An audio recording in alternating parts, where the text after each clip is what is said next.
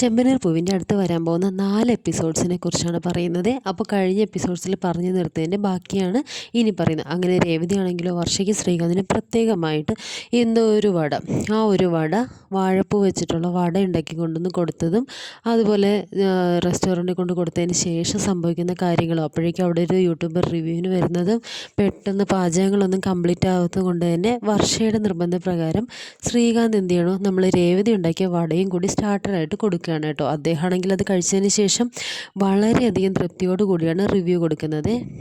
അതിനുശേഷം നമ്മുടെ വർഷയ്ക്കും ശ്രീകാന്തിനും അയാൾ ഒരു 10,000 രൂപ ഗിഫ്റ്റ് കൊടുക്കുകയാണ് കേട്ടോ. ആ ഗിഫ്റ്റ് കൊടുത്തതിന് ശേഷം പിന്നെ സംഭവിക്കുന്നത് എന്തൊക്കെയാണ് നിങ്ങൾ കണ്ടതാണല്ലോ. എന്നിട്ട് അവരങ്ങനെ വീട്ടിലേക്ക് വരുന്നതും അച്ഛനോടും ബാക്കിയുള്ളവരോടും ഇതിനെക്കുറിച്ച് പറയുന്നതും ഈ ഒരു പാരിതോഷികം നമ്മുടെ എന്താ പറയുക രേവതിക്ക് കൊടുക്കുകയൊക്കെ ചെയ്യണേ. അപ്പോൾ ശ്രീകാന്ത് എന്താ പറയുക വർഷയും ഈ ഒരു പൈസ കിട്ടാനുള്ള അർഹത ഞങ്ങൾക്കല്ല, ഏട്ടത്തിക്ക് തന്നെയാണ്, അതുകൊണ്ട് ഏട്ടത്തി വെച്ചോളൂ എന്ന് പറയാൻ കേട്ടോ. ഈ സമയത്ത് രേവതി പറയണേ, എൻ്റെ പൊന്ന് ശ്രീകാന്ത് 4 വാഴപ്പൂ വട ഉണ്ടാക്കിയതിന് 10,000 രൂപയോ നിങ്ങളുടെ കയ്യിൽ തന്നെ വെച്ചോളൂ എന്ന് പറയണേ. ആ സമയത്ത് വർഷം നിർബന്ധിക്കുകയാണ്, രേവതി ചേച്ചി ഇത് രേവതി ചേച്ചിക്ക് അർഹതപ്പെട്ടതാണ്. ഇത് കേൾക്കുന്നതോറും നമ്മുടെ ശ്രുതിയുടെ മുഖത്തിന് നല്ല രീതിയിൽ വാട്ടം വരുന്നുണ്ട്. അപ്പോൾ പിന്നെ രേവതിയാണെങ്കിലും മേടിക്കാതായപ്പോഴേക്കും അതിനൊരു 5,000 രൂപ എടുത്ത് നിർബന്ധിച്ച് രേവതിയുടെ കൈ കൊടുക്കുകയാണ്. അങ്ങനെ രേവതി അവസാനം മേടിക്കേണ്ടത്. ഇത് കണ്ട ശ്രുതി പറയണേ, ഇത്രയൊക്കെ പൊഴുത്തലിൻ്റെ ആവശ്യമുണ്ടോ, അല്ലെങ്കിൽ തന്നെ ഇവളെന്താ ഇത്ര പ്രത്യേകമായിട്ട് ചെയ്തിരിക്കുന്നത്, വാഴപ്പൂ വട ഇതല്ലേ അവൾ ഉണ്ടാക്കിയത്, അതിനായിട്ട് ഇത്രയധികം പൊഴുത്തലിൻ്റെ ആവശ്യം വല്ലതും ഉണ്ടോ. അപ്പോൾ ഈ സമയത്ത് ശ്രീകാന്ത് പറയണത്, നീ നിൻ്റെ കാര്യം നോക്കിയിട്ട് സ്വന്തം എന്താ പറയുക ബിസിനസ് തുടങ്ങിയിരുന്നെങ്കിലുണ്ടല്ലോ വലിയ ആളാവുമായിരുന്നു. ഇതൊക്കെയാണ് ഒരു ബിസിനസ്, ഭക്ഷണം പാചകം ചെയ്ത് കൊടുക്കൽ, പൂ കെട്ടൽ, ഇതൊന്നും ഒരു ബിസിനസ്സല്ല. ഞാൻ ചെയ്യുന്നതാണ് ബിസിനസ്. ഞാൻ ചെയ്യുന്ന ബിസിനസ്സിന് പ്രോഫിറ്റ് വരുന്നുണ്ട്. ബിസിനസ്സിനെ കുറിച്ച് ഒരു ABCD അറിയാത്ത നിങ്ങൾ അതിനെക്കുറിച്ചൊന്നും പറയാനേ പാടില്ല. അത് ശരിയാണ്, ബിസിനസ്സിനെ കുറിച്ച് നമുക്ക് ഒരു ABCD അറിയില്ല. ഇവനാകുമ്പോഴും ഒരുപാട് ABCD ഒക്കെ പഠിച്ച് ഒരുപാട് സർട്ടിഫിക്കറ്റൊക്കെ മേടിച്ച് വെച്ചിട്ടുണ്ട്. എന്നിട്ട് കണ്ണിക്കണ്ടവരുടെ കയ്യിൽ നിന്ന് പൈസയും മേടിച്ച് നഷ്ടവും വരുത്തി വെച്ചിരിക്കുന്നത്. നീ ആദ്യം മറ്റുള്ളവരെ കുറ്റപ്പെടുത്തുന്ന ഈ ഒരു കുറച്ച് കാണിക്കലൊക്കെ ഒന്ന് നിർത്ത്. അതുപോലെ മറ്റുള്ളവർ എന്തൊക്കെ കാര്യം ചെയ്യുന്നു, ശ്രീകാന്ത് ഫുഡ് ഉണ്ടാക്കുന്നു, പ്രോഫിറ്റ് ഉണ്ടാക്കുന്നു, സച്ചേട്ടനാണെങ്കിൽ വണ്ടി ഓടിക്കുന്നു, അങ്ങനെ ഒരുപാട് കാര്യങ്ങൾ. അപ്പോഴേക്കും ചന്ദ്ര പറയും, എൻ്റെ പൊന്നു സുധി, നീ ഇവരുടെ അടുത്തൊക്കെ പോയി വായിട്ടലിച്ചിട്ട് വല്ലതും നേടാനുണ്ടോ, നിൻ്റെ കഴിവിനെക്കുറിച്ച് ഇവർക്കൊന്നും അറിയില്ല, ബിസിനസ്സിനെ കുറിച്ച് ഇവറ്റകൾക്ക് എന്തറിയാനാണ്, പിന്നെ നമ്മളിതൊക്കെ കേട്ടില്ലേ മതിയാവുള്ളൂ. ഇവിടെ ഒരുത്തിയെ ഞാൻ അങ്ങനത്തെ ഒരുത്തിയാണല്ലോ കൊണ്ടുവന്നത്, ഒരു ഗതിയും പരഗതിയും ഇല്ലാത്ത ഒരുത്തി. എന്തൊക്കെയാണ് അവൾ പറഞ്ഞത്, 60 മില്യൺ അവളുടെ അച്ഛനുണ്ടെന്ന്. എന്നിട്ടിപ്പം നീ പിച്ചക്കാരെക്കാളും കഷ്ടമാണ്. അങ്ങനെയുള്ളവളെ ഈ വീട്ടിലേക്ക് കൊണ്ടുവരാനായിട്ട് വാമുടി കേൾക്കാനല്ലാതെ നമുക്ക് എന്ത് ചെയ്യാൻ പറ്റുക. ഇത് കേൾക്കുന്ന രവീന്ദ്രൻ പറയുകയാണ്, ചന്ദ്രേ നീ ആവശ്യമില്ലാത്ത കാര്യങ്ങൾ ഇതിലേക്ക് വലിച്ചിടേണ്ട കാര്യമുണ്ടോ, അതും ഇതും തമ്മിൽ എന്ത് കാര്യമുള്ളത്. എനിക്ക് മനസ്സിലായി നീ ശ്രുതിയെക്കുറിച്ചിട്ടാണ് പറഞ്ഞത്. ശ്രുതി ഒന്നുമില്ലാത്തവളായിരിക്കും, പക്ഷെ അവൾക്ക് നല്ല കഴിവുണ്ട്. അതുകൊണ്ട് അവൾ വന്നതിന് ശേഷമാണ് നമ്മുടെ മോന് ഇത്രയെങ്കിലും ഉത്തരവാദിത്വം ഉണ്ടായത്. ഈ സമയത്ത് നമ്മുടെ ശ്രുതി പറയുകയാണ്, അങ്കിളെങ്കിലും എന്നെ സപ്പോർട്ട് ചെയ്ത് പറഞ്ഞല്ലോ, എനിക്ക് വിശ്വാസമുണ്ട്, എനിക്ക് മുന്നോട്ടേക്ക് പോകാനായിട്ട് പറ്റും, എനിക്ക് ധൈര്യത്തോടു കൂടി തല ഉയർത്തി പിടിച്ച് പറയാം. ഞാൻ വലിയ കോടീശ്വരി ഒന്നുമല്ല, പക്ഷേ എന്നെക്കൊണ്ട് സാധിക്കും. എന്നെക്കൊണ്ട് വലിയ കോടീശ്വരി ആവാനും എൻ്റെ കഴിവിനനുസരിച്ച് ഉയരാനും ഒക്കെ സാധിക്കും. ഈ സമയത്ത് ചന്ദ്ര പറയണം, അത് ഞാനങ്ങ് വിശ്വസിക്കണം. എടി നീ എത്രയൊക്കെ ഉണ്ടാക്കിയെന്ന് പറഞ്ഞാലും അത് ദിവസക്കൂലിയാണ്, അല്ലാതെ നിൻ്റെ കുടുംബക്കാരായിട്ട് കൊണ്ടുവന്നതൊന്നും അല്ലല്ലോ. കൂടുതൽ വായത്താളമായിരിക്കാതെ നീ എന്തെങ്കിലുമൊക്കെ പോയി ചെയ്, അല്ലെങ്കിൽ എൻ്റെ തലവരെ കണ്ടാൽ മതിയല്ലോ. ഒരുത്തിയാണെങ്കിൽ എന്താ പറയുക പൂ കെട്ടുന്നവൾ, മറ്റവളാണെങ്കിലോ പിന്നെ നുണച്ചി, ഇവളാണെങ്കിലോ വായ തുറന്നാൽ നുണയാണ്. എൻ്റെ മകനെ പറ്റിച്ചു, എൻ്റെ മകൻ്റെ തലയിൽ ഞാൻ തന്നെ ഇവളെ കെട്ടിവെച്ചു എന്ന് പറഞ്ഞ് ചന്ദ്ര അങ്ങ് എഴുന്നേറ്റ് പോവാണ് കേട്ടോ. ഈ സമയം ശ്രുതിക്ക് നല്ല വിഷമം തോന്നുകയാണെങ്കിൽ ശ്രുതി അങ്ങ് എഴുന്നേറ്റ് പോകണം കേട്ടോ. അടുത്ത സീനിൽ കാണിക്കുന്നത് ഇവരെല്ലാവരും കൂടി, ശ്രുതി, നമ്മുടെ സച്ചി, ശ്രീകാന്ത്, ഇവരെല്ലാവരും കൂടി മേലെ ചെന്നിട്ട് ബിയറൊക്കെ കഴിച്ചുകൊണ്ടിരിക്കുകയാണ് കേട്ടോ. അപ്പോൾ ശ്രുതി ഇങ്ങനെ ശ്രീകാന്ത് ചോദിക്കുക, എൻ്റെ ശ്രീകാന്ത് നിനക്ക് വല്ല കാര്യം ഉണ്ടായിരുന്നു, ഇവിടെ എല്ലാവരുടെ മുന്നിൽ വെച്ച് ആ 10,000 രൂപ രേവതിക്ക് കൊടുക്കേണ്ടത്, നിനക്ക് അങ്ങനെ വല്ല ഗിഫ്റ്റും കിട്ടിയിരുന്നെങ്കിൽ നീ നിൻ്റെ കയ്യിൽ വെച്ചാൽ പോരായിരുന്നോ, ഇനിയിപ്പോൾ രേവതിക്ക് കൊടുത്തേ പോരായിരുന്നു എങ്കിൽ അമ്മയുടെ കയ്യിൽ മുമ്പിൽ വെച്ച് നീ കൊടുക്കേണ്ട വല്ല ആവശ്യം ഉണ്ടായിരുന്നോ. രേവതി എടുത്തിയുടെ ഹെൽപ്പ് കൊണ്ട് മാത്രമാണ് എനിക്ക് ഗിഫ്റ്റ് കിട്ടിയത്, അതിന് ഞാനൊട്ടും അർഹയല്ല. ചേട്ടത്തിയാണല്ലോ അത് ആ റെസിപ്പി ഉണ്ടാക്കിയതും ഒക്കെ ചെയ്തതും, അതുകൊണ്ട് ഞാൻ എടുത്തേക്ക് കൊടുത്തു. അതിനിപ്പോൾ എന്താ കുഴപ്പം, ഞാൻ വേറൊന്നും കൊണ്ട് പറഞ്ഞതല്ല. നീ എങ്ങനെ കൊടുത്തോടുകൂടി അമ്മയ്ക്ക് ശ്രുതിയോട് കുറച്ചുകൂടി ദേഷ്യം വരികയല്ലേ ഉണ്ടായത്. ശ്രുതിയെ പിന്നെയും കുത്തി കുത്തി പറയാൻ തുടങ്ങി, നീ എല്ലാവരുടെ മുന്നിൽ രേവതിയുടെ മുന്നിൽ വെച്ച് പൈസ കൊടുത്തിട്ടാണ് അതുകൊണ്ടൊന്നുമല്ല, നിൻ്റെ ഭാര്യ കുത്തി കുത്തി പറയുന്നുണ്ടെങ്കിലേ അതിന് കാരണം നീ തന്നെയാണ്. നിൻ്റെ ഭാര്യ കുത്താനുള്ള അവസരം നീ വെച്ച് കൊടുത്തിട്ടാണ്. നോക്ക്, നീ സ്നേഹനാണെങ്കിൽ ഒരിക്കലും നിൻ്റെ അമ്മ നിൻ്റെ ഭാര്യ ഉപദ്രവിക്കുന്ന കാര്യങ്ങളെക്കുറിച്ച് ചിന്തിക്കുക കൂടെയില്ല. ഭാര്യ എത്ര കുത്തി പറഞ്ഞാലും എത്ര ഉപദ്രവിച്ചാലും നീ മിണ്ടാതിരിക്കും. നീ ഒരിക്കലും അങ്ങനെ ചെയ്യാറില്ല. കാര്യം ശരി തന്നെയാണ്, പാർലറിനടുത്ത് ചെയ്തത് തെറ്റ് തന്നെയാണ്. പക്ഷെ നിന്നെ വിവാഹം കഴിക്കാൻ വേണ്ടിയിട്ടല്ല അവൾ അത്രയും വലിയ നുണ പറയും. നീ ആ നുണയ്ക്കൊരു പാത്രമായില്ലേ. എന്നിട്ട് നീ എന്തിനാണ് അവളെ എന്താ പറയുക, ഒരിക്കലും സപ്പോർട്ട് ചെയ്യാതെ ഒന്നും പറയാതിരുന്നല്ലോ. 1-2 വർഷം ആ ഇടത്ത് നിൻ്റെ കൂടെ തന്നെയല്ലേ ഉണ്ടായിരുന്നത്. അപ്പോഴേക്കും അവൾക്ക് പൈസ ഇല്ലെന്ന് അറിഞ്ഞപ്പോഴേക്കും നിൻ്റെ സ്നേഹം പോയോ? ഇല്ലില്ല, അവൻ്റെ സ്നേഹം പോയിട്ടൊന്നുമില്ല. പക്ഷേ എനിക്ക് അവളോട് വെറുപ്പുണ്ട്. പക്ഷേ അമ്മ ഒരു കാരണവശാലും അവളെ അംഗീകരിക്കില്ലെന്നാണ് പറയുന്നത്. ഞാൻ അവളോട് മിണ്ടുന്ന പോലും നമ്മുടെ അമ്മയ്ക്ക് ഇഷ്ടമല്ല. അമ്മയെ ധിക്കരിച്ചുകൊണ്ട് അവളോട് മിണ്ടാൻ എനിക്കും പറ്റില്ല. അവൾ എന്നോട് മിണ്ടെന്ന് പറയുന്നു. അമ്മയാണെങ്കിൽ ഒരു കാരണവശാലും മിണ്ടരുതെന്ന് പറയുന്നു. അവളെ കൂട്ടിയിട്ട് ഒരിക്കലും ഷോപ്പിലേക്ക് പോകരുത് എന്നൊക്കെ പറയുന്നതിൽ ആരുടെ ഭാഗം നിൽക്കണമെന്ന് സത്യം പറഞ്ഞാൽ എനിക്ക് അറിയില്ല. സത്യം പറഞ്ഞാൽ തല വെട്ടി പൊളിയുന്ന പോലെ കല്യാണം കഴിക്കണ്ടായിരുന്നു. എവിടെയെങ്കിലും പോയി ഒടുങ്ങിയാൽ മതിയായിരുന്നു എന്ന് പറയുകയാണേ. ലോകത്തെ ആരൊക്കെ കല്യാണം കഴിച്ചിട്ടുണ്ടോ അവരെല്ലാവരും അമ്മയുടെ ഭാര്യയുടെ ഇടയിൽ നിന്ന് ഇതുപോലെ ബുദ്ധിമുട്ടും. പക്ഷെ അതിനെയൊക്കെ ഒരുപോലെ മെരുക്കാൻ അറിയുന്നവരെ വിജയത്തിലെത്തുള്ളൂ. ഒരു കാര്യം ഞാൻ പറഞ്ഞേക്കാം, നിൻ്റെ ജീവിതത്തിൽ അവസാനം വരെ ഉണ്ടാകാൻ പോകുന്നത് പാർലർ എടുത്തി മാത്രമായിരിക്കും. അമ്മയെ തള്ളിക്കളയെന്ന് ഞാൻ പറയില്ല, പക്ഷെ അമ്മയെ സ്നേഹിക്കണം, അമ്മയ്ക്ക് വേണ്ട ബഹുമാനം കൊടുക്കണം. പക്ഷെ ഭാര്യയും ബഹുമാനിക്കണം. ഭാര്യയെ വിട്ടെറിഞ്ഞ് കൊടുത്തിട്ട് അമ്മയെ തല്ലാനായിട്ട് കൊടുക്കരുത്. അതുപോലെ തന്നെ ഭാര്യയ്ക്ക് അമ്മയെ തല്ലാൻ വേണ്ടി കൊടുക്കരുത്. ഇത് രണ്ടും ഒരുപോലെ ബാലൻസ് ചെയ്ത് കൊണ്ടുപോയേ പറ്റുള്ളൂ. ഈ സമയത്ത് ശ്രുതി പറയാണ്, നിനക്കതൊക്കെ പറയാം, നിനക്ക് അമ്മയ്ക്കും തമ്മിൽ യാതൊരുവിധ സ്നേഹവും ഇല്ല. അങ്ങനെ വരുമ്പോൾ നിനക്ക് നിൻ്റെ ഭാര്യയുടെ മുന്നിൽ നിൽക്കുന്നതിന് ഒരു പ്രശ്നമില്ല. ഞാനാണെങ്കിൽ അമ്മയുടെ വാക്ക് മാത്രമേ കേട്ടുള്ളൂ. ഇനിയിപ്പോൾ അമ്മയെ ധിക്കരിച്ച അമ്മയ്ക്ക് ദേഷ്യമാവും, വിഷമമാവും. അപ്പോൾ നിന്നെ പറഞ്ഞിട്ട് കാര്യമില്ല. നീ ഒരു അമ്മ മോനായി. അമ്മക്കൊന്നരെന്നൊക്കെ കേട്ടിട്ടേ ഉള്ളൂ, ദേ കാണുന്നു. അതുകൊണ്ടാണ് നിൻ്റെ ഭാര്യ ഇങ്ങനെ അനുഭവിക്കുന്നത്. ഭാര്യയും കളയണ്ട, അമ്മയും കളയണ്ട, ആരെയും നീ കളയണ്ട. പിന്നെ നിൻ്റെ തീരുമാനത്തിലാണ് നിനക്ക് മുന്നോട്ട് ലൈഫുള്ളൂ. അല്ലാതെ ലൈഫിൽ മൊത്തം പ്രശ്നങ്ങളുമായിട്ട് മുന്നോട്ട് പോയാലേ ശരിയാവില്ല. അങ്ങനെ തോന്നിക്കാതിരിക്കാൻ വേണ്ടി നീ തന്നെയാണ് മുന്നിട്ടിറങ്ങേണ്ടതെന്നും പറയണേ. അങ്ങനെ ശ്രുതി പറയണേ, ഇതിനൊക്കെ കാരണമേ നീ തന്നെയാണ്. എനിക്കറിയാം, നീ തന്നെയാണ് ഇതിനൊക്കെ കാരണം നീയാണല്ലോ ആ ബീരാനെ വിളിച്ചുകൊണ്ട് വന്ന് അച്ഛനും അമ്മയും കാണിച്ചത്. അങ്ങനെ കാണിച്ചില്ലായിരുന്നെങ്കിൽ ഞങ്ങൾക്ക് ഇതുപോലെ ബുദ്ധിമുട്ട് അനുഭവിക്കേണ്ടിയൊന്നും വരില്ലായിരുന്നു. ഇപ്പം എല്ലാ കുറ്റവും എൻ്റെ തലയിലല്ലോ. ബീരാനെ ഇന്നല്ലെങ്കിൽ നാളെ ഞാനല്ലെങ്കിൽ വേറെ ആരെങ്കിലും കൊണ്ടുവരും. നുണ പറയുന്നവർക്കൊന്നും കുറ്റമില്ല. എൻ്റെ അച്ഛനെ പറ്റിക്കാതിരിക്കാൻ വേണ്ടി ബീരാനെയും കൂട്ടി വന്നു. ശരിയാണ്, ന്യായം ഞാൻ ആരുടെ ഭാഗത്തുണ്ടോ അവരുടെ കൂടെ നിൽക്കും. ഇതിപ്പോൾ ഇന്നല്ലെങ്കിൽ നാളെ നുണ പൊളിയുക തന്നെ ചെയ്യും. നീയേ തെറ്റ് തിരുത്താനുള്ള വഴി നോക്ക്. അല്ലാതെ മറ്റുള്ളവരെ കുത്തി കാണിച്ചുകൊണ്ട് സ്വന്തം തെറ്റിനെ പോളിഷ് ചെയ്യാനുള്ള വഴിയല്ല കാണിക്കേണ്ടത്. അങ്ങനെ അവർക്കിടയിൽ അങ്ങനെ ഒരു ചർച്ച നടക്കുന്നു കേട്ടോ. അപ്പോൾ താഴെ വർഷയ്ക്കും രേവതിക്കും ശ്രുതിക്കും ഇടയിലൊരു ഇത് നടക്കുകയാണ്. ശ്രുതിയോട് വർഷ ചോദിക്കുക, അല്ല ശ്രുതി ചേച്ചി, നിങ്ങളിപ്പോൾ പഴയ പോലെ ഒന്നും വർത്തമാനം പറയുന്നില്ലല്ലോ, ഒട്ടും ആക്റ്റീവ് അല്ലോ, എന്ത് ചെയ്യാനാ? എൻ്റെ അവസ്ഥ നിങ്ങൾക്ക് അറിയാലോ, പഴയ പോലെ അല്ല എൻ്റെ ജീവിതം ആകെ പോയി. ആൻറ്റി ആണെങ്കിൽ എന്നെ കാണുന്നത് തന്നെ ചതുർത്തി കാണുന്ന പോലെ എപ്പോഴും എന്നെ ചീത്ത പറഞ്ഞുകൊണ്ടിരിക്കുക. അപ്പോൾ തന്നെ രേവതി പറയാം, അത് പിന്നെ പുതുമയൊന്നും അല്ലല്ലോ, അത് പിന്നെ എന്നെ അങ്ങനെ തന്നെ തന്നെയല്ലേ. പൈസ ഇല്ലെങ്കിൽ അമ്മയ്ക്ക് അമ്മ ചീത്ത പറഞ്ഞുകൊണ്ടിരിക്കുക തന്നെ ചെയ്യും. പക്ഷേ എനിക്ക് ആൻറ്റിയെ ധിക്കരിക്കാനും പറ്റില്ല. ശ്രുതിയാണെങ്കിൽ എന്നോട് മിണ്ടാനും വരുന്നില്ല. സുധി ആൻറ്റിയെ ധിക്കരിച്ചുകൊണ്ട് എന്നോട് മിണ്ടുകയില്ല. അപ്പോഴേക്കും വർഷ പറയും, ഈ പോക്ക് പോയി കഴിഞ്ഞാൽ നിങ്ങളുടെ ജീവിതം നായ നക്കും. ശരിയാണ്, നിങ്ങളുടെ ഭാഗത്തൊരു തെറ്റ് വന്നു, അത് ശരി തന്നെയാണ്. പക്ഷേ നിങ്ങൾ സുധിയെ കല്യാണം കഴിക്കാൻ വേണ്ടിയിട്ടല്ല തെറ്റ് ചെയ്തത്. അതിപ്പോൾ ഒരു ചെറിയ ന്യായമൊക്കെ ഉണ്ട്. സുധി അങ്ങനെ നിങ്ങളെ വിട്ടുകൊടുക്കേണ്ട ആവശ്യമൊന്നും ഇല്ലായിരുന്നു. നിങ്ങൾക്ക് ചെയ്യാൻ പറ്റുന്ന ഒരു കാര്യമുണ്ട്. എന്താണെന്നറിയോ? ഭാമാൻ്റെ ഉണ്ടല്ലോ, ഭാമാൻ്റെ ആണല്ലോ ചന്ദ്രാൻ്റിയുടെ ഏറ്റവും വലിയ കൂട്ടുകാരി. അവർ പറയുന്നത് തീർച്ചയായിട്ടും ചന്ദ്രാൻ്റി കേൾക്കാതിരിക്കില്ല. നിങ്ങളൊരു കാര്യം ചെയ്യും, ഭാമാൻ്റെ വീട്ടിൽ ചെന്നിട്ട് ഭാമാൻ്റെ ആയിട്ട് ഈ കാര്യമൊക്കെ ഒന്ന് സംസാരിച്ച് നോക്ക്. ചന്ദ്രാൻ്റെ ഉപദേശിക്കാൻ വാമൻ്റെയോട് പറയുമെന്ന് പറയണേ. ഈ സമയത്ത് രേവതി പറയണം, നിങ്ങൾ പറഞ്ഞ ഐഡിയ ഒക്കെ നല്ലതാണ് പക്ഷേ വർക്കൗട്ട് ആവുമെന്ന് എനിക്ക് തോന്നുന്നില്ല. കാരണം ഭാമാൻ്റെ അമ്മയുടെ ഏറ്റവും അടുത്ത സുഹൃത്തൊക്കെ തന്നെയാണ്. പക്ഷേ ഇവരിത്രയധികം ചെയ്തിട്ടും ശ്രുതി ഇത്രയധികം കിട്ടുന്ന പൈസ മുഴുവൻ കൊണ്ട് കൊടുത്തിട്ടും അവരുടെ മനസ്സലിയുന്നില്ലെങ്കിൽ എനിക്ക് തോന്നുന്നില്ല ഇത് ഭാമാൻ്റെ പറയുന്നത് കൊണ്ട് മാത്രം മനസ്സലിയുന്ന കാര്യമാണെന്ന്. അതുകൊണ്ട് അതിൽ നല്ല മറ്റൊരു കാര്യമാണ്. അതെന്താ ഐഡിയ? അല്ല, ആൻറ്റിക്കാണെങ്കിലേ ഈ മന്ത്രവാദവും കൂടോത്രം ഇതിലൊക്കെ ഭയങ്കര വിശ്വാസമല്ലേ. അപ്പോൾ ഏതെങ്കിലും ഒരു മന്ത്രവാദി തൻ്റെ മൂത്ത മരുമകൾ കാരണമാണ് ഇങ്ങനെ സംഭവിച്ചതെന്ന് പറഞ്ഞാൽ, അതായത് നല്ല ഇത് വരാൻ പോകുന്നതെന്നും അതുപോലെ മൂത്ത മകൾ കാരണമാണ് ഇനിയുള്ള ജീവിതം നന്നാവും പോകുന്നതെന്നൊക്കെ പറഞ്ഞു കഴിഞ്ഞാൽ ചിലപ്പോൾ വിശ്വസിക്കും. അതുകൊണ്ട് നമുക്ക് തന്നെ ഒരാളെ റെഡിയാക്കി കൊണ്ടുവന്നാലേ നടക്കുള്ളൂ. ഒരു പക്ഷേ ചന്ദ്രാന്തയിൽ വിശ്വസിക്കും. പക്ഷേ എന്ത് ചെയ്യാൻ, ആ സത്യാവസ്ഥയൊക്കെ നമ്മളാണ് ആ മന്ത്രവാദിയെ കൊണ്ടുവന്ന് അറിഞ്ഞു കഴിഞ്ഞാൽ ചന്ദ്രാന്തി തീർച്ചയായിട്ടും പിന്നെ അതിനേക്കാളും കൂടുതൽ പ്രശ്നം ഉണ്ടാക്കും. അതുകൊണ്ട് തന്നെ മന്ത്രവാദിയെ കൊണ്ടുവന്ന് കഴിഞ്ഞാൽ അത് ചിലപ്പോൾ നമുക്ക് റിസ്ക് ആയിരിക്കും എന്ന് പറയുകയാണ്. അപ്പോൾ വർഷം വയ്ക്കുകയാണ്, എന്ത് റിസ്ക്?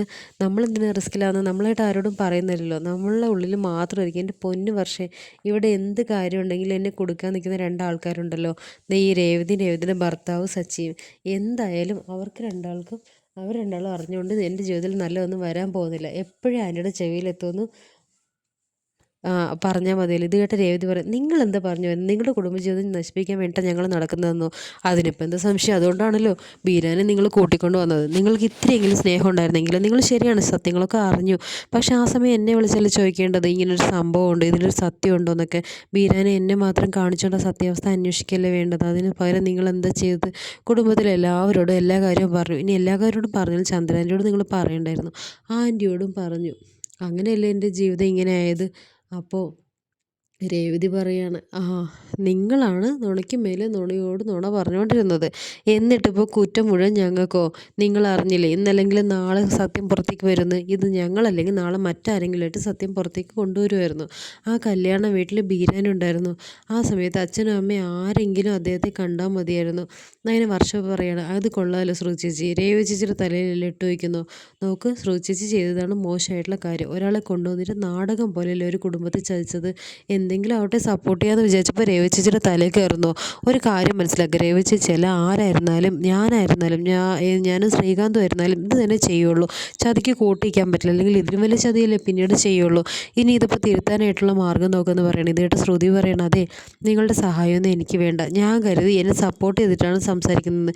ഇപ്പം എനിക്ക് മനസ്സിലായി നിങ്ങളെല്ലാവരും ഒറ്റക്കെട്ടാണെന്ന്. നിങ്ങളെല്ലാവരും നല്ല പുള്ളികൾ, ഞാൻ മാത്രമാണല്ലോ മോശം. എനിക്ക് സഹായം വേണ്ട, ഒന്നും വേണ്ടെന്ന് പറഞ്ഞിട്ട് ശ്രുതി വഴക്കിട്ടൊക്കെ പോവുകയാണേ. രേവതി ചേച്ചി ദേ പാല് കുടിച്ചു, ഞാൻ പോവുകയാണെന്ന് പറയണേ. അപ്പോൾ വർഷം, ഞാനൊന്ന് ചോദിക്കട്ടെ, ഇതിനൊരു സൊല്യൂഷൻ വേണ്ടേ? ആ സൊല്യൂഷൻ വേണ്ട ആൾ തന്നെ നമ്മളോട് കത്തിക്കേറിപ്പോയി. ഇനി അവരവരുടെ ഇഷ്ടത്തിന് ഇരിക്കട്ടെ, നമ്മളെന്തിനാ അവരുടെ കാര്യത്തിന് പോകുന്നത്? അവരുടെ ജീവിതം പോകാതിരിക്കുക, എന്തോ ചെയ്യട്ടെ, നമുക്ക് നമ്മുടെ കാര്യം നോക്കാം രേവതി ചേച്ചി എന്ന് പറയുകയാണേ. അത് കഴിഞ്ഞിട്ട് നമ്മുടെ ശ്രുതിയാണെങ്കിലോ ബാമ്മേൻ്റെ വീട്ടിൽ പോവുകയാണേ. അപ്പോൾ ബാമ്മ വരും മോളെ എന്ന് പറയാണ്. എപ്പോഴും ബാമ്മേൻ്റെ സ്നേഹത്തോടെ ആണല്ലോ സംസാരിക്കുന്നത്, ഇപ്പം എന്ത് പറ്റി ആൻറ്റി ചോദിക്കുക. അല്ല മോളെ, അതുപോലുള്ള നുണകളല്ലേ നീ പറഞ്ഞിരിക്കുന്നത്? 1000 10,000 നുണകളല്ലേ നീ പറഞ്ഞിരിക്കുന്നത്? എത്രയോ കാലമായി എനിക്ക് നിന്നെ പരിചയമുണ്ട്. പക്ഷേ ഇതുപോലെയൊക്കെ നീ ചെയ്യുമെന്ന് ഞാൻ വിചാരിച്ചില്ല. നീ നല്ലൊരു പെൺകുട്ടിയാണെന്ന് ഞാൻ വിചാരിച്ചത്. ആൻറ്റി എന്നോട് ക്ഷമിക്കണം ആൻറ്റി. ഞാനിതെല്ലാം ചെയ്തത് ശ്രുതിയെ വിവാഹം ചെയ്യാൻ വേണ്ടി മാത്രമാണ്. ശ്രുതിയോടുള്ള പ്രണയം കൊണ്ട് മാത്രമാണ് ഞാൻ ചെയ്തത്. എനിക്കെല്ലാം മനസ്സിലാവുന്നുണ്ട് മോളെ. എനിക്കൊരു അമ്മ ഉണ്ടായിരുന്നെങ്കിൽ ഞാൻ എൻ്റെ അമ്മയെ കെട്ടിപ്പിടിച്ചൊന്ന് കരയുമായിരുന്നു. പക്ഷേ എനിക്ക് അമ്മയില്ലല്ലോ. ഇത് കേട്ട് നമ്മുടെ ഭാമ വീഴാണ്. ഭാമ പറയണം, മോളെ മോൾക്ക് അമ്മയില്ലെന്നൊന്നും വിചാരിക്കല്ലേ. ഞാൻ മോളുടെ അമ്മയാണെന്ന് കരുതിയാൽ മതി. മോൾക്ക് വേണ്ടി ഞാൻ അവളോട് സംസാരിക്കാം എന്നൊക്കെ ഇങ്ങനെ പറയാണ്. ചന്ദ്ര ഇപ്പം മോളോടൊന്നും സംസാരിക്കുന്നില്ലല്ലേ? ചന്ദ്ര ആൻറ്റി ഇപ്പം എന്നോടൊന്നും സംസാരിക്കുന്നില്ല ആൻറ്റി. എന്നെ ഒരുപാട് ചീത്ത പറയുന്നതുകൊണ്ട് എന്നെ ഒരു റൂമിൽ കിടക്കാൻ പോലും സമ്മതിക്കുന്നില്ല. താഴെ പായ വിരിച്ച കിടത്തുന്നത്, ഷോറൂമിൽ വിടുന്നില്ല, മിണ്ടാൻ വിടുന്നില്ല, ഒന്നിനും വിടുന്നില്ല, ഭക്ഷണം വരെ ഒന്നിച്ച് കഴിക്കാൻ സമ്മതിക്കുന്നില്ല. ഈ സമയത്ത് ഭാമ പറയാം, ചന്ദ്ര ഇങ്ങനെയാണ്. മോൾ ഒരുപാട് വിശ്വസിച്ചല്ലോ. അവളെ ആരെങ്കിലും പറ്റിച്ചാൽ തന്നെ ഒരു കാലത്ത് അവൾ പൊറുക്കാറില്ല. പിന്നെ മോളെ ആണെങ്കിൽ ഒരുപാട് അവൾ വിശ്വസിച്ചും പോയി. അതുകൊണ്ട് തന്നെ മോളോട് ഒരുപാട് ക്രൂരതയൊക്കെ അവൾ കാണിക്കും. ഇനി ആ ദേഷ്യമൊക്കെ കുറയുന്നത് വരെ അവൾ ഇതെല്ലാം ഇതിൻ്റെ അപ്പുറമൊക്കെ കാണിച്ചെന്ന് വരും. ഞാൻ എന്തായാലും അവളോട് സംസാരിക്കാൻ മോളേന്ന് പറയുകയാണേ. അപ്പോൾ ഈ സമയത്ത് ചന്ദ്ര അവിടേക്ക് വരികയാണ് കേട്ടോ. ചന്ദ്രയെ കണ്ടതും ഭാമൻ ഞെട്ടുകയാണേ. ഭാമ വേഗം അവളോട് പറയാണ്, നീ വേഗം ആ റൂമിലേക്ക് പോയിക്കോ. ചന്ദ്ര വന്നു കഴിഞ്ഞാൽ വേഗം പ്രശ്നമുണ്ട്. ഞാനിവിടെ വന്നു എന്ന് അറിഞ്ഞു കഴിഞ്ഞാൽ ചന്ദ്രൻ നീ പ്രശ്നം ഉണ്ടാക്കും. നീ ഒരു തമിഴ്നാട്ടിലെ സ്വാമിയെ കുറിച്ച് പറഞ്ഞല്ലോ, ഏതോ മന്ത്രവാദമൊക്കെ ചെയ്യുന്ന ഒരാൾ, അയാൾ പിരിച്ചു വയ്ക്കും ആൾക്കാരെ എന്നൊക്കെ പറഞ്ഞിട്ട്. അതെ, നിനക്കിപ്പോൾ ആരെ പിരിച്ചു വയ്ക്കാനാണ്? എനിക്ക് ആ പാർലറുകാരി എൻ്റെ മോനെ തമ്മിൽ പിരിച്ചു വയ്ക്കണം. അവളുമായിട്ട് എൻ്റെ മോനെ സമാധാനമായിട്ട് കഴിയരുത്. എൻ്റെ മോൻ അവളെ വെറുക്കണം. അതിന് വേണ്ടിയിട്ട് മന്ത്രവാദം ചെയ്തേ മതിയാവുള്ളൂ. അയാൾ എന്തോ താഴത്തൊക്കെ പൂജിച്ചു തരുമെന്നല്ലേ പറഞ്ഞത്. നമുക്ക് എന്തായാലും ആളെ ചെന്ന് കാണാവാന്ന് പറയണേ. ഈ സമയത്ത് ഭാമ പറയണം, അങ്ങനെ ഓടിച്ചെന്ന് അയാളെ കാണാനൊന്നും പറ്റില്ല, അപ്പോയിൻമെൻ്റ് ഒക്കെ എടുക്കണം. അല്ലെങ്കിൽ തന്നെ നീ എന്തിനാണ് പിരിച്ചു വയ്ക്കുന്നത്? അവർക്കിടയിൽ പ്രശ്നങ്ങളൊന്നും ഇല്ലല്ലോ. കാര്യം ശരിയാണ് ശ്രുതി നുണ പറഞ്ഞു. അത് നിൻ്റെ മോനെ കല്യാണം കഴിക്കാൻ വേണ്ടിയിട്ടല്ലേ? കല്യാണം കഴിച്ചോ ഇല്ലെന്നൊന്നുമല്ല, അവൾ പണക്കാരിയാണെന്ന് പറഞ്ഞിട്ടല്ലേ കല്യാണം കഴിച്ചത്. പക്ഷേ അവൾ കല്യാണം ഇപ്പോഴല്ലേ അറിഞ്ഞത്. അവളോടിപ്പോൾ ഞാൻ മിണ്ടുന്നൊന്നുമില്ല, അവളൊരു ആട്ടക്കാരിയാണ്. അവളെ എത്രയും കള്ളം പറഞ്ഞില്ലേ. എൻ്റെ മോനെ മിണ്ടിക്കാനുള്ള എല്ലാ പരിപാടിയും നോക്കുക. അതിന് മുമ്പായിട്ട് ആ ജോത്സ്യനെ കണ്ട് അയാളടുത്തുനിന്ന് മന്ത്രവാദം ചെയ്തതിന് ശേഷം ഏലസ് എൻ്റെ മോൻ്റെ കൈ കെട്ടിക്കഴിഞ്ഞാൽ എനിക്കൊരു സമാധാനം ഉണ്ടെന്ന് പറഞ്ഞ്. ഇത് കേട്ട് ശ്രുതി വിചാരിക്കുകയാണ്, എന്നാലും എന്തൊരു ദുഷ്ട തള്ളയാണ് ഇവർ. ഇത്രയൊക്കെ മരുമോളോട് ചെയ്യാവോ? വൃത്തികെട്ട തള്ള എന്ന് വിചാരിക്കുകയാണ്. ഈ സമയത്ത് ചന്ദ്ര വിചാരിക്കുകയാണ്, എന്തൊരു ചൂടാണ്, വാ നമുക്ക് റൂമിലേക്ക് കയറിയിരിക്കാം, അവിടെ AC ഇട്ടിരിക്കുകയെന്ന് പറയണേ. ഈ സമയത്ത് മാമ പറയും റൂമിലോട്ട് കയറി ശരിയല്ല, അവിടെ സ്വിച്ചുകളൊക്കെ കംപ്ലൈൻ്റ് ആണ്, നമുക്ക് സ്വിച്ച് എന്തെങ്കിലും ഓൺ ചെയ്താലേ അപ്പോൾ തന്നെ ഷോക്ക് അടിക്കുന്നുണ്ട്, അങ്ങനത്തെ ഒരു അവസ്ഥയാണ്. കാരണം ശ്രുതി അവിടെയാണല്ലോ ഒളിച്ചിരിക്കുന്നത്, അതുകൊണ്ടാണ് കേട്ടോ. അപ്പോൾ ചന്ദ്ര പറയാം എങ്കിൽ ഞാനൊരു ഇടം വരെ പോയിട്ട് വരാം, നീ ആ മന്ത്രവാദിയുടെ നമ്പറൊക്കെ മേടിച്ച് ബുക്ക് ചെയ്ത് വെക്കും, നമുക്ക് നാളെ തന്നെ പോകുന്ന പറയാം. ചന്ദ്ര പോയതിന് ശ്രുതി പുറത്തേക്ക് വരികയാണ്. ആൻറ്റി ഇതെന്തൊക്കെയാണ് നടക്കുന്നത്, ചന്ദ്ര എന്തൊക്കെ കാണിക്കുന്നത്, എൻ്റെ ഭർത്താവിനെ പിരിക്കാനായിട്ട് എന്തൊക്കെയാണ് ഈ ആൻറ്റി ചെയ്യുന്നത്, മന്ത്രവാദി കാണുന്നത്. ഈ സമയത്ത് ഭാമ പറയണം, എനിക്ക് മനസ്സിലായി മോളെ, എനിക്കാണെങ്കിൽ പോകാതിരിക്കാനും പറ്റില്ല, അയാൾ എന്ത് ചെയ്താലും അത് വലിക്കുകയും ചെയ്യും. ഈ സമയത്ത് നമ്മുടെ ശ്രുതി പറയാം, എങ്കിൽ പിന്നെ ആൻറ്റി ഒരു കാര്യം ചെയ്യൂ, എനിക്ക് വേണ്ടിയിട്ട് ഒരു അപ്പോയിൻമെൻറ്റ് എടുത്ത് തരുമോ, നിങ്ങൾ പോയി കഴിഞ്ഞിട്ട് ഞാൻ അയാളെ ചെന്ന് കാണാം, അതിന് എന്തിനാ മോളെ. അതെ, എന്നാലല്ലേ ആൻറ്റി എന്നെ വെറുക്കാൻ വേണ്ടിയിട്ട് ആ ശ്രുതിയുടെ കയ്യിൽ കെട്ടിയിട്ട് ആ ഒരു രക്ഷസ് വലിക്കാതിരിക്കാൻ എനിക്ക് എന്തെങ്കിലും ചെയ്യാൻ പറ്റുമോ. അപ്പോൾ ആൻറ്റി അത് ചെയ്തു തരണമെന്ന് പറയാം. അപ്പോൾ മാമ പറയാം, ശരി ഞാനത് ചെയ്യാം, ഭാര്യയും ഭർത്താവിനെയും പിരിച്ചു വയ്ക്കുന്നത് അത്രയും മോശമായിട്ടുള്ള കാര്യമാണ്, ഞാൻ എന്തായാലും മോള് പറഞ്ഞ പോലെ തന്നെ ചെയ്യാമെന്ന് പറയണേ.